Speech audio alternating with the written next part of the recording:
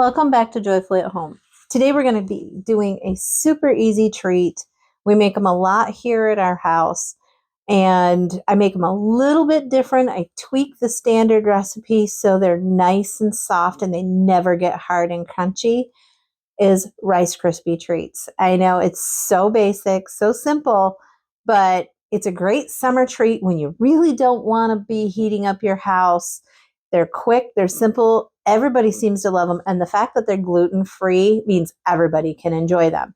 So with a couple little tweaks, mine are always super soft and usually pretty popular. So we're going to go ahead and show you how I make Rice Krispie treats. So first we're going to start with, I use 6 tablespoons of butter. You can find recipes anywhere from using 2 tablespoons all the way up to 4 tablespoons. And to me, sometimes that's just not quite enough. So it's not enough to really get them so they're nice and soft and stay soft.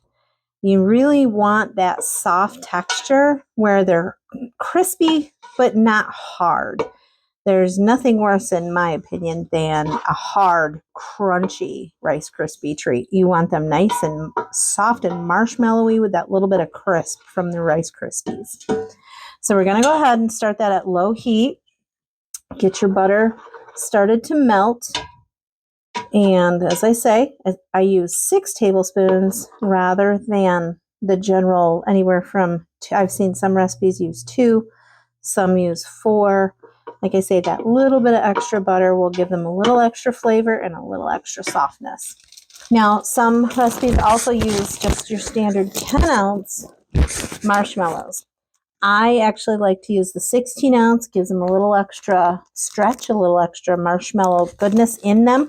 And I use only the mini marshmallows. I think they melt better and they just work a lot better. You're not trying to melt that giant marshmallow and you're getting a better texture overall. Now, if you want to jazz up your Rice Krispie treats, at this point, you can put about 1/3 cup of peanut butter in this mixture as well, which makes a really wonderful peanut butter Rice Krispie treats. You can go ahead and put a few modeling chocolate wafers in here as well at this point, and you can make them into chocolate Rice Krispie treats, or you can even use Cocoa Krispies. You can use Fruity Pebbles. Anything like that will kind of elevate your Rice Krispie treats to a little bit different of a treat. And, you know, as we go along, you can put in sprinkles, you can top them with caramels, you can do just about anything you want. Any flavors you like, you can do it to a Rice Krispie treat, just with a few little tweaks here and there. So we're going to go ahead and get our marshmallows all melted up. They're all coated with butter at this point. So we're going to leave them on our low heat for just a few minutes and let them melt. Our marshmallows are just starting to get melty. And you just keep making sure that you keep stirring them. Don't let them stick to the bottom, which usually with this much butter, you're not going to have much trouble with that. But you just keep stirring them, keep them moving a little bit, and they'll melt a little faster. So now we're almost there. You can see you still got some little lumps of marshmallows in there, but they melt down really quickly and they wind up having a very nice texture once they're done. And they do melt so much faster than your large marshmallows. So just a tad longer and we'll be able to add our Rice Krispies to the mix. So now you can see your marshmallows have a wonderful melted texture. It's super smooth and extra creamy with a little bit of extra butter in there. Makes it really nice. Now we're just going to add our Rice Krispies.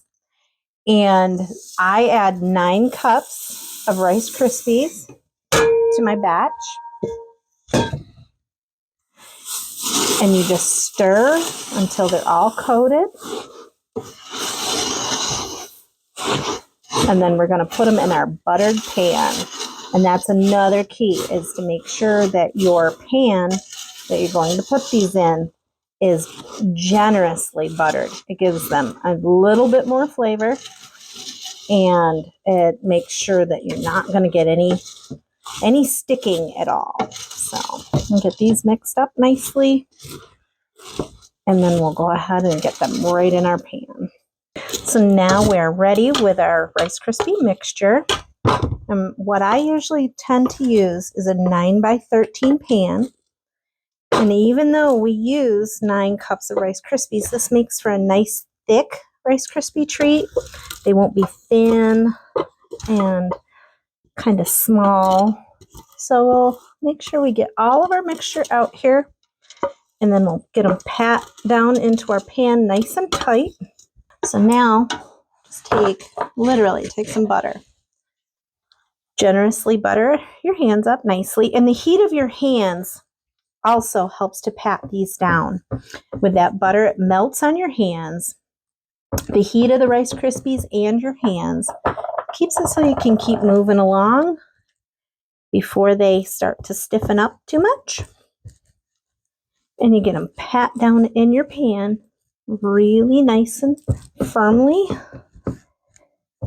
And like I say, at this point, if you want to dress them up with sprinkles or chocolate chips, you can even cover them and spread chocolate on the top of them. You can do so many different things to a Rice Krispie treat. I've even gone ahead and seen things where people like to make peanut butter and jelly Rice Krispie treats, where they'll put part of their Rice Krispies down and put a layer of jam in the center, and then put more peanut butter Rice Krispies on top. You can do virtually anything.